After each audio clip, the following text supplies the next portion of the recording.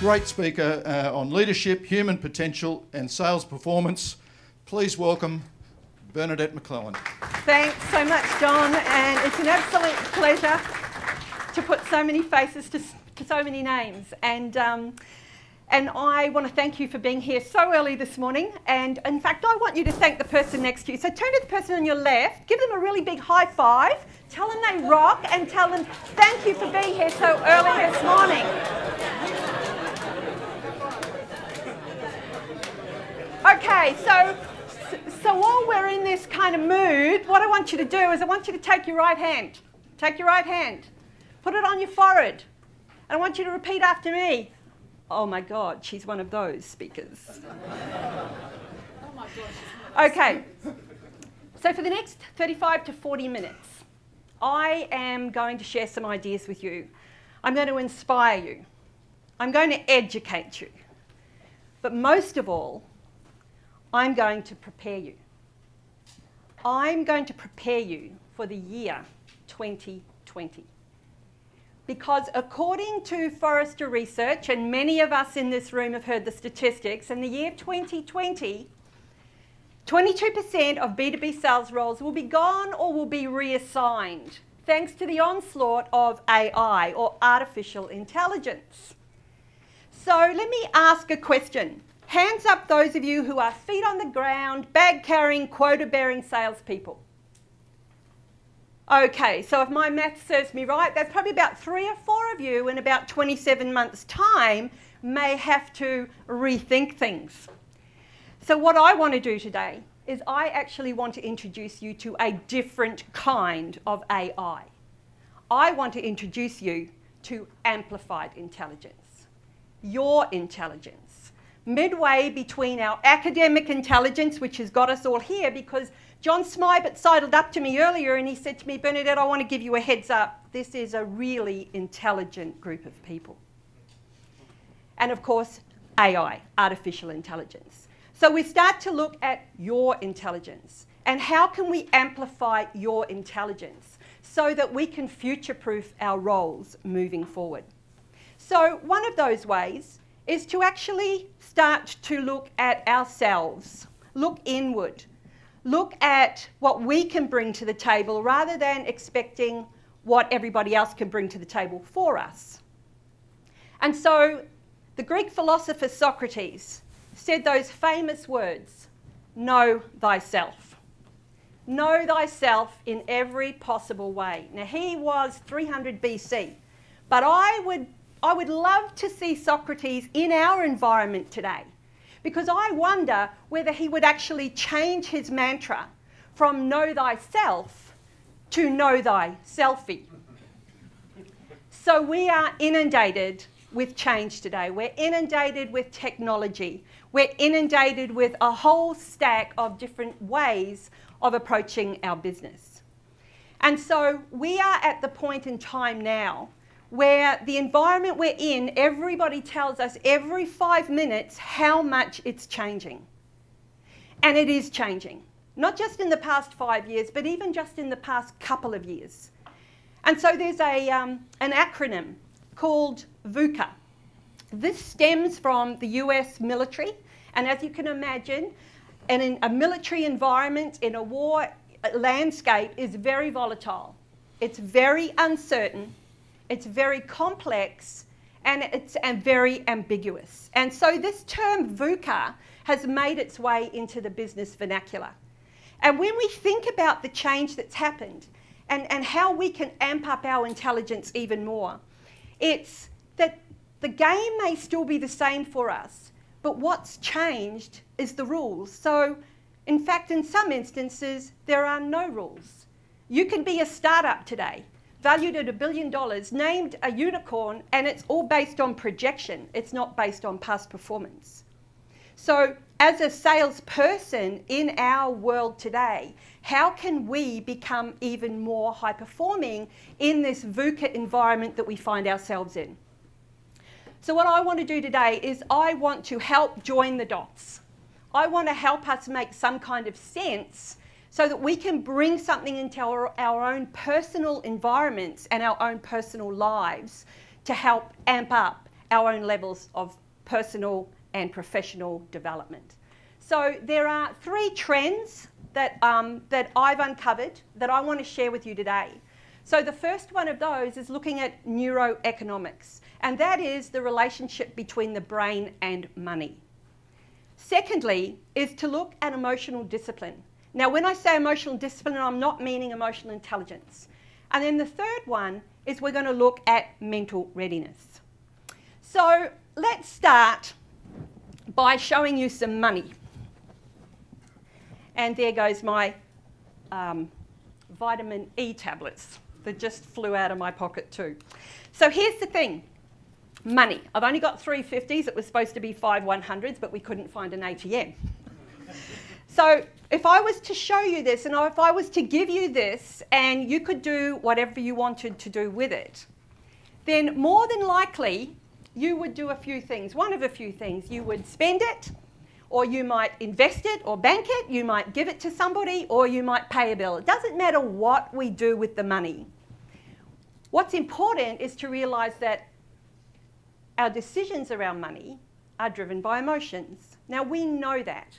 We've heard the cliche, we make decisions based on emotion and we back it up with logic. I mean, just listen to any woman who comes in after doing some shopping and she'll gladly tell you how much money she saved.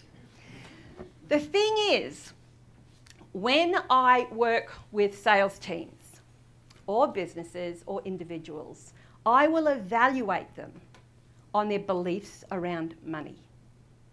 Why?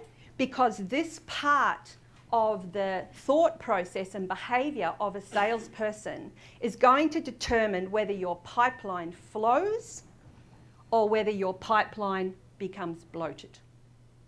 So in my 10,000 hours, and yes, there's been 10,000 hours of working with salespeople and teams, I've identified, so this is anecdotal, I've identified 3 different types of personalities from the sales perspective when it comes to money. And I'm going to share those with you now. So there is the money giver, and that is the person who has a fear of money. There is the money taker, and that person is obsessed with money. And then there is the money maker, and this person sees money for what it truly is. So let's start with the money giver. Altruism in business is critical. Helping our customers grow their business is critical, but not when it is at the expense of the business's profits. So neither a hunter nor a farmer, this shepherd is meek and mild when it comes to money. They are uncomfortable speaking about money, and for lots of different reasons. It could be because they've grown up in an environment where money is the root of all evil, or money doesn't grow on trees, or money comes in the front door and love goes out the back door. So these people, being uncomfortable speaking about money, aren't able to ask those questions around revenue, or return on investment, or budget. And as a result, they go to market and they put a proposal forward, and that proposal for that solution may be too high or too low. So they are leaving money on the table or completely sabotaging their deal.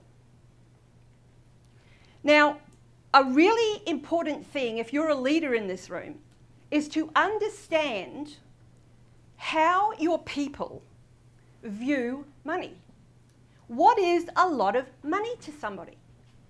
Because if $1,000 is a lot of money to somebody and yet they're selling something for $10,000 or $100,000, then there is going to be a massive disconnect. And what's going to happen, welcome, and what's going to happen is they are going to be in front of somebody and they are going to discount. Now let's couple that with a buyer who has a weakness around money. Now that buyer is going to try to screw the salesperson down. And the salesperson now doesn't know what to do, doesn't know how to have those conversations. They're going to discount. And before you know it, you've got a race to the bottom. So 3 quick things that we can do here. Number 1 is understand that it's not our place to say what's expensive or what's not. That is our buyer's decision to make, not ours. Some of us in this room will have gone to market over the years when we may have thought, I'm not going to propose top of the line because I think that's too much. And so you've dropped it down to the next potential solution price-wise. It's not our choice. Number 2, start talking about money more freely with your parents, with your family. Tell people what you paid for the shoes. Focus on the value, on how awesome they are. Number 3 is add an extra 0. If you think $1,000 is a lot of money, get comfortable with $10,000. If you think $10,000 is a lot of money, get comfortable with $100,000. So the point here, the money giver in an organisation is very much a lose-win scenario. A lose for the company, but a win for the client. So let's now look at the second, the money taker. Now I'm putting this into the hunter category. Now keep in mind that there's a light and a shade to everything. This is the dark side of the hunter. So very, very extrinsically driven. Rewards, bonuses, money. Money will actually change the way you think and the way you behave. If you are somebody who is constantly chasing the almighty dollar, constantly obsessed with money, then what is going to happen is you will actually start to act very similar, where your brain will process it as though somebody is on alcohol or drugs. It's as simple as that. The only thing is, that's not a chemical addiction, it's actually a behavioural addiction. And the behavioural addiction can actually start to alter your mood, your whole demeanour, your attitude. It will impact your ethics and your morals. And so that can not only be dangerous for the individual, but also dangerous for the business. So this becomes a whole shift in your brain chemistry when we focus on this, because what it does, it kick-starts that dopamine hit in the reward centre of our brains. Now, our reward centres were originally designed to actually make sure that the human species stayed in a survival mode, did not go extinct. So the reward centre ideally is where we need food and we need drink and we need sex to keep the species going. But now we've got lots of different things impacting our reward centre, and that whole dopamine hit happens. Our clients today do not want the salesperson that comes in and gets their energy off the hunt. Our salesperson wants somebody to come in. They don't want to have somebody do a deal with them. So they want something different today, because we've actually educated them that way as well. So the point here is this becomes very much a win-lose scenario. A win for the salesperson and a loss for the buyer. So let's move to our money maker. So our money maker is very much the farmer. And so it's intrinsically driven. But so there was a band, an electronic band back in the UK, I don't know, late 80s, early 90s, called KLF band. Some of you may have heard of them.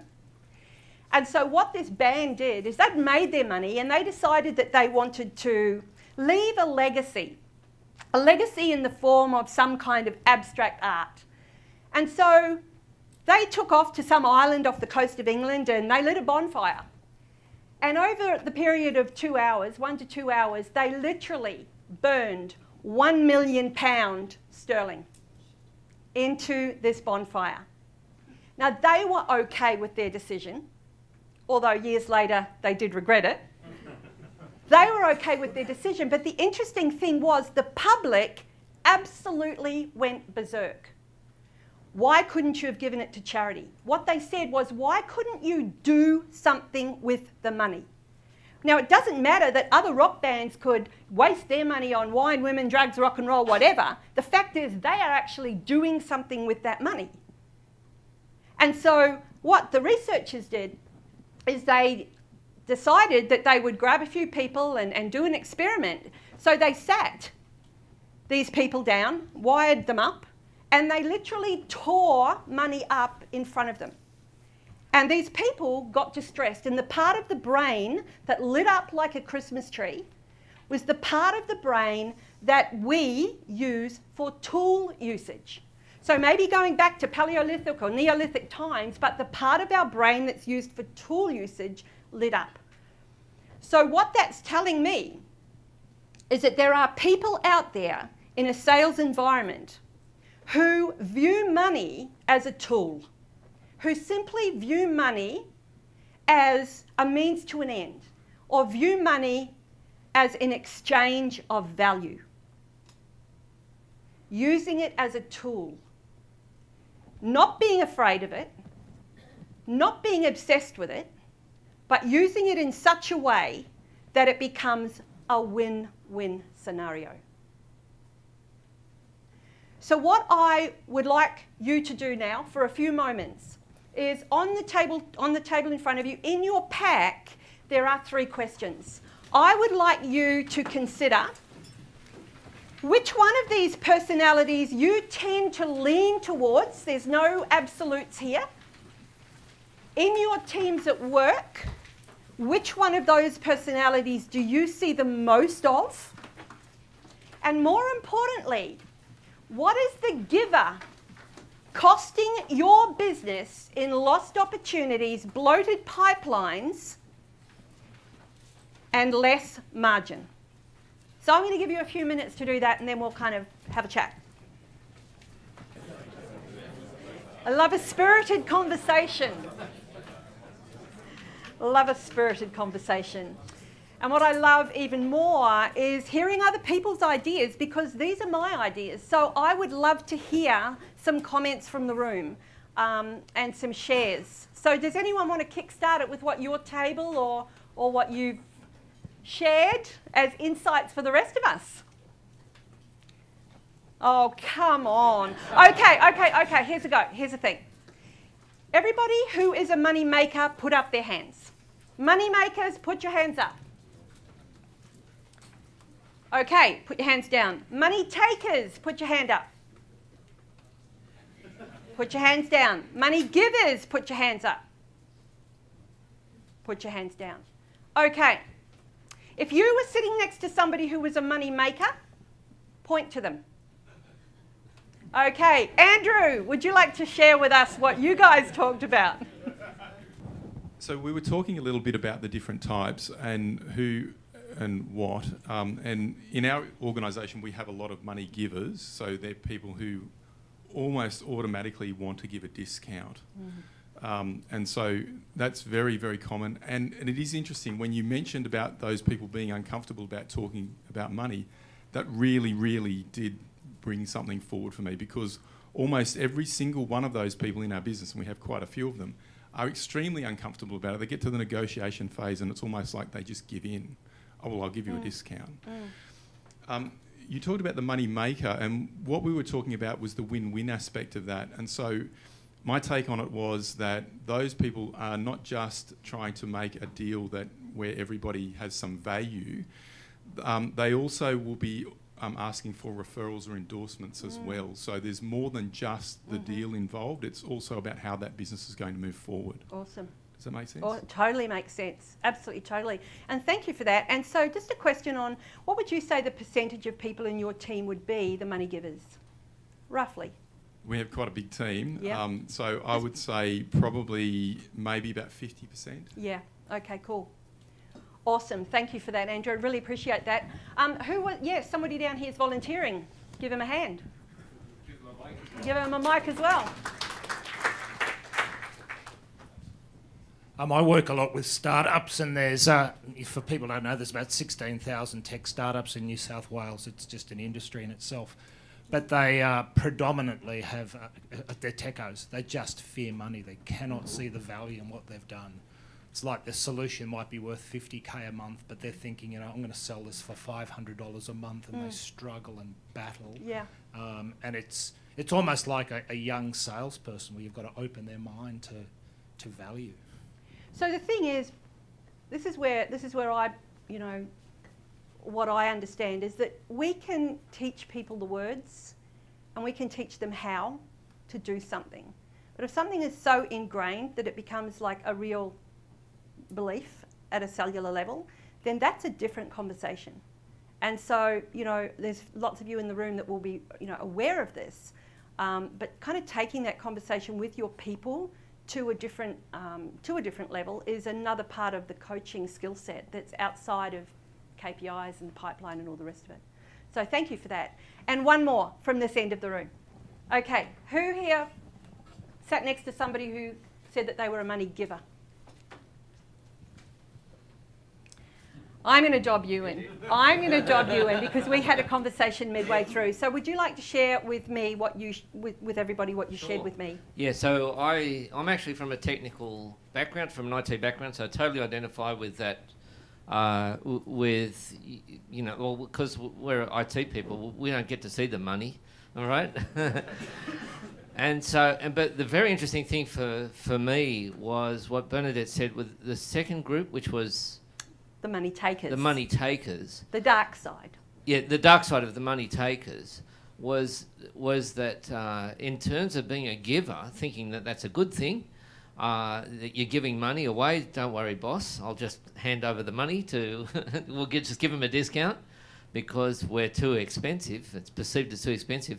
The very interesting thing for me was that in that the complete rejection of I definitely don't want to be seen as one of those rich, wealthy people, not recognising that there's a far higher, more valuable, you know, the value proposition, which is the money money maker. Okay. Yes.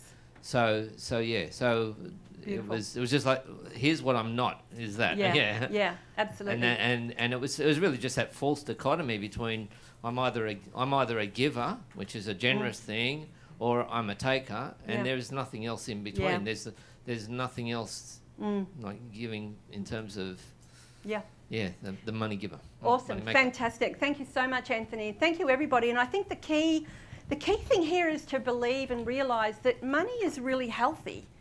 Like, we need money, we need profits, and it's to reinvest back in so that if, you know, we want to do good for the world through our businesses, and ultimately that's what we all want to do, we need money to do that. And people are okay with spending money if they can see value.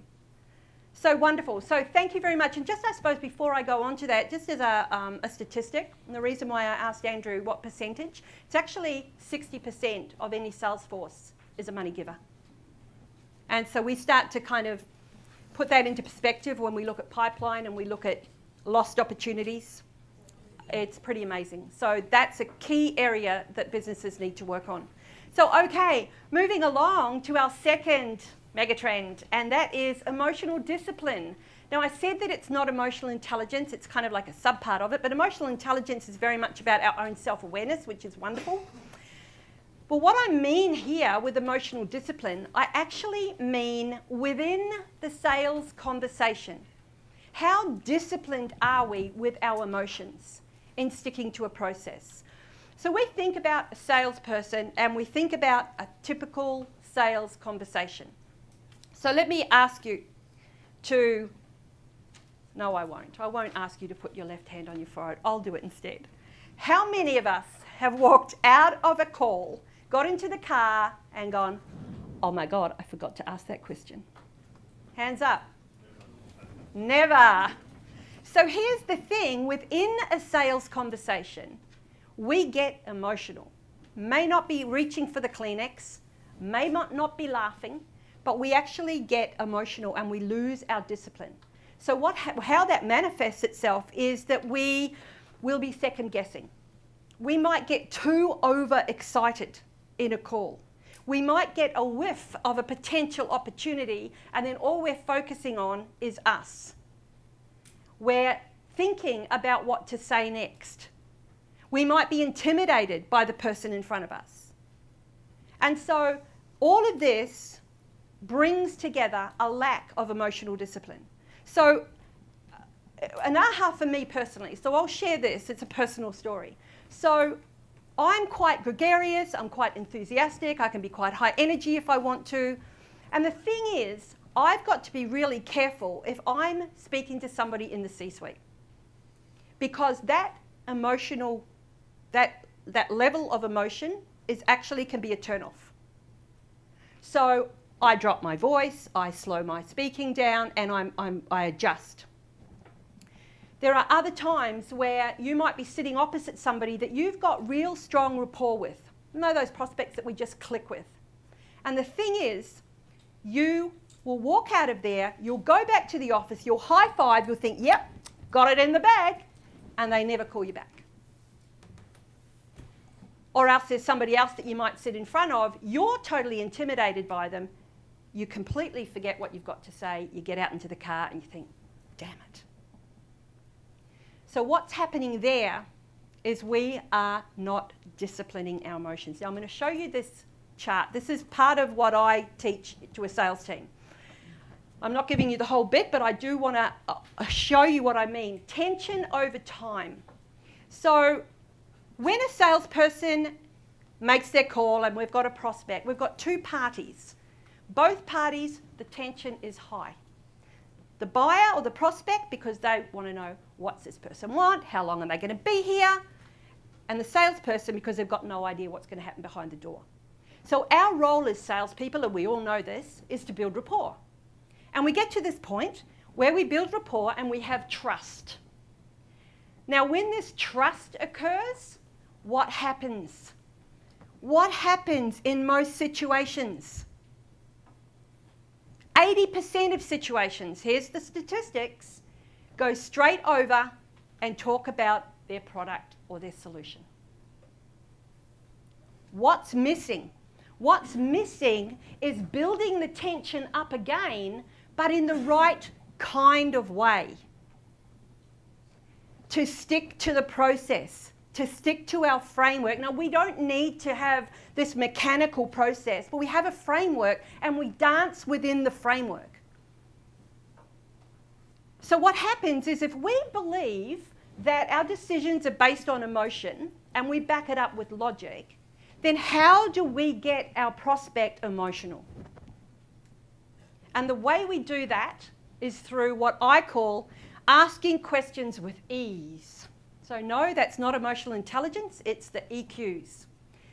So a couple of these questions. To ask envisaging questions. So to ask those questions that take our prospect on a journey into the future. Tell me, David, in about 12 months' time, what are you going to be hearing from your staff? What are you going to be seeing once you roll out that program? How's that going to be impacting you, or how do you feel about that? So it's asking envisaging questions and taking them into the future. Secondly, it's asking emotive questions. Why is that important to you? Why is that important to you personally? What is the impact of that on your role in this company? What's important to you? Thirdly, it's asking questions around economics. We know that. We need that. We've already talked about that. Fourth, it's asking engaging questions. So when we want to engage with somebody, what do? We ask them questions. We're curious. You know, I'm wondering if you can help me. I'm really curious about what you were talking about before, about the trends. Tell me a little bit more about that. I'm really curious. You want their perspective, not yours.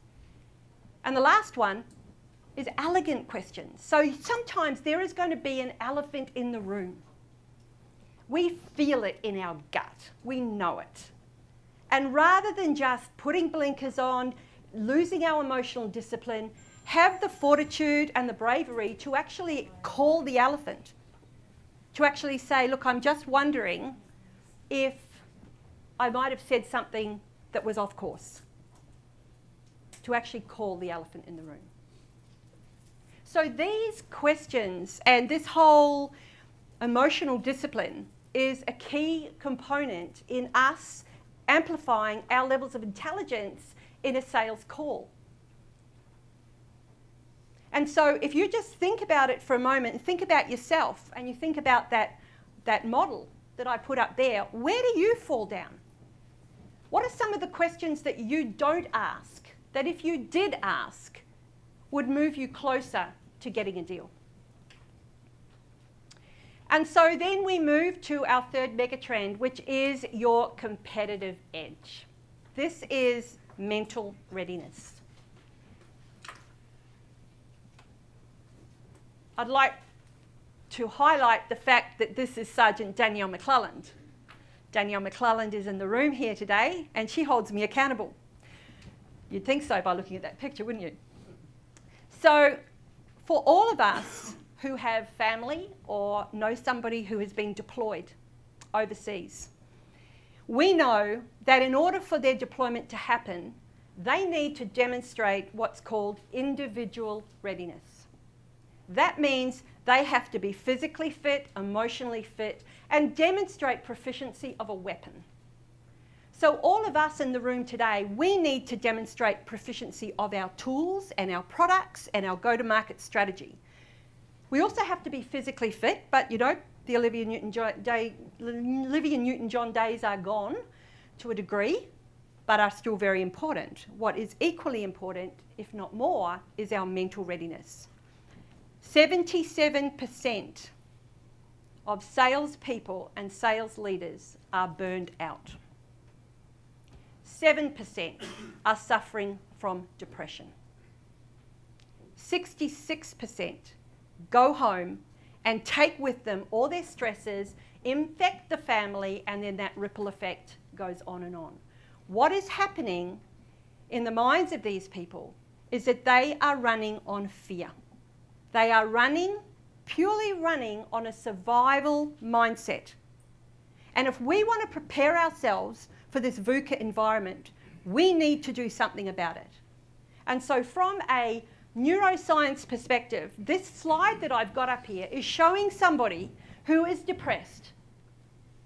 And you can see the healthy brain next to it.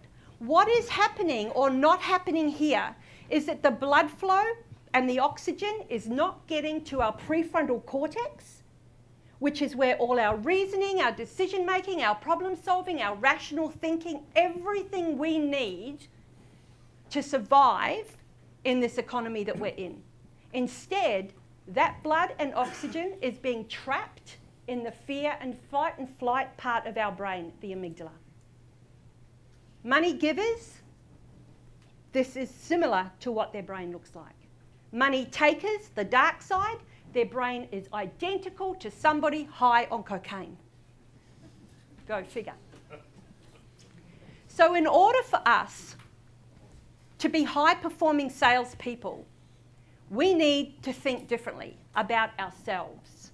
We need to think differently. So inside the mind of a leader, and we talk about a leader, that just doesn't mean the manager. That just doesn't mean the boss. You don't have to be that leader, but all of us certainly need to be a leader. And so I'm going to share with you the rainbow brain, the 7 aspects that we need to be conscious of as high-performing salespeople. This compliments of the About My Brain Institute, this slide. So I'm just going to run through these briefly. Do nothing. We need to take time to do nothing. If Charlie Munger and Warren Buffett can sit for 15 minutes every day doing nothing, I reckon we can too. Socialising. How often do you catch up with friends? How often do you socialise in a really resourceful way? Because the human body, the human being, we thrive on connection. If we're not getting connection, we actually feel physical pain, just like we'd stubbed our toe. The part of the brain, the parietal lobe up here, will actually feel pain. So then we look at self-reflection. You know, we hear mindfulness and we hear meditation and all the rest of it, but we need to down tools. Because when we down tools, our brain waves drop down to an alpha state, and we need that to get insights. If we're running around manic, 5 a.m. finishes in the morning, which one of my clients explained to me last week she did, if we are doing that all the time, then we're not able to get those distinctions and those insights that we need to provide to other people. Exercise. Once again, the blood flow and the oxygen needs to be pumped from our heart right the way through to our brain. We need that exercise for not just being fit, but for that reason alone. Then we look at sleep. 8 hours sleep versus 6 hours sleep. There is a huge difference in brain function when you sleep for 8 hours. Remember Adriana Huffington? At Dreamforce a few years ago, she had a room not dissimilar to this, filled with blue suits, with their hands on their knees, closing their eyes, breathing in through the nose and out through the nose for 30 seconds. That's all we need to do to center ourselves. Play. Game of golf course, you can validate it now. You need to do it. But we need to play. Those of us with kids, get down on the ground, play. It's really, really important. And finally is focus. So you know what? You might be tunnel visioned in one area of your life. Go do something completely different. If you're learning a language, don't learn another language. Go learn to play golf. Do something different so that we can get those neural pathways firing and that we can fire as well. So you know what? This is the basis of it. The people I work with, they aren't making their numbers. They don't know why. They want to differentiate themselves. They don't know how. We can teach skills, which is beautiful and wonderful, but at the end of the day, we also need to look at our behaviour and our brain. So here's, before I go, a few things that I'd like you to do. Strategically, I'd like you to know who you are. Find out who you are. Get a little bit more self-awareness. And also understand who you need to be to step up, to become the leader that people want you to be. Secondly, is to elevate your conversations. Elevate them away from product. Elevate them by asking those questions with ease. And thirdly, from a strategic perspective, have an intention of contribution. Giving is wonderful, but not when it comes from the bottom line. From a tactical perspective, let's look there at spending 5 minutes every morning on self-reflection. Who can you be introduced to? Who can you introduce somebody else to? What do you need to do that day? Know the trends and challenges. Know 3. Find out 3 trends and challenges of your customer so that you are able to have those conversations with them at their industry level, not yours. And finally, it's to say no more often. Say no to those buyers that want to screw you down on price. Say no to yourself when you start to find yourself going off in the middle of a conversation. So I'd like to finish up now by just thanking you, but also asking you to think deeply about what I've shared with you today and the value that you have actually received. And to make sure that when you leave this morning, that there is something from what I've said, the value that you've received, that you can actually execute on. And in signing off, I want to wish you all a very money-making, emotionally disciplined, mental readiness kind of day. So thank you very much.